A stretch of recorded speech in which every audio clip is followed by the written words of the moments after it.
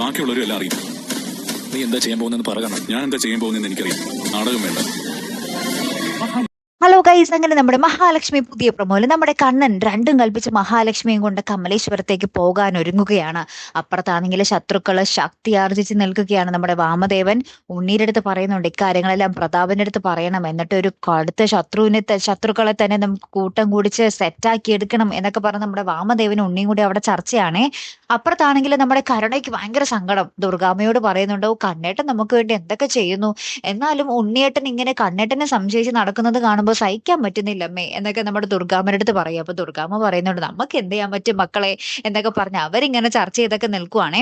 അപ്പുറത്തെ നമ്മുടെ അനന്തുവിന്റെ വീട്ടിലാണെങ്കിൽ കടുത്ത തീരുമാനങ്ങളുമായിട്ട് നമ്മുടെ കണ്ണൻ നിൽക്കുകയാണ്. കണ്ണൻ പറയുന്നുണ്ട്, മഹി ഇറങ്ങിക്കോ, ഇനി നമുക്ക് നമ്മുടെ വീട്ടിൽ നിന്നാ മതി, ഇന്നത്തോടുകൂടി നാടകങ്ങളെല്ലാം ഞാൻ പൊളിക്കും എന്ന് പറയുകയാണ്. അപ്പൊ അനന്ത് ചോദിക്കുന്നുണ്ട്, എടാ കണ്ണ നിന്റെ ഉദ്ദേശം എന്താണ് എന്ന് ചോദിക്കുമ്പോൾ കണ്ണൻ പറയുന്നുണ്ട്, ഞാനെല്ലാം തീരുമാനിച്ചു കഴിഞ്ഞു, മഹി നീ ഇറങ്ങ് എന്നും പറഞ്ഞ് മഹാലക്ഷ്മിയും കൊണ്ട് കമലേശ്വരത്തേക്ക് വരുന്നുണ്ട്. അപ്പൊ ആ വണ്ടി, നമ്മുടെ കണ്ണന്റെ വണ്ടി അവിടെ വന്ന് നിൽക്കുമ്പോൾ നമ്മുടെ കരുണ ഇങ്ങനെ ആകാംക്ഷയോടുകൂടി നോക്കി നിൽക്കുന്നുണ്ട്. ഇനി ആ കാഴ്ച കാണുമ്പോൾ നമ്മുടെ മഹാലക്ഷ്മിയുടെ കയ്യും പിടിച്ച് നമ്മുടെ കണ്ണൻ ആ കമലേശ്വരം വീടിന്റെ പടി കയറി വരുന്ന കാഴ്ച കാണുമ്പോൾ നമ്മുടെ കരുണയുടെ ഒരു നിപ്പ് അതെന്തായിരിക്കും അല്ലേ. കരുണയുടെ മാത്രമല്ല കേട്ടോ, നമ്മുടെ ദുർഗാമ്മയുടെയും കൂടി ഉണ്ട്.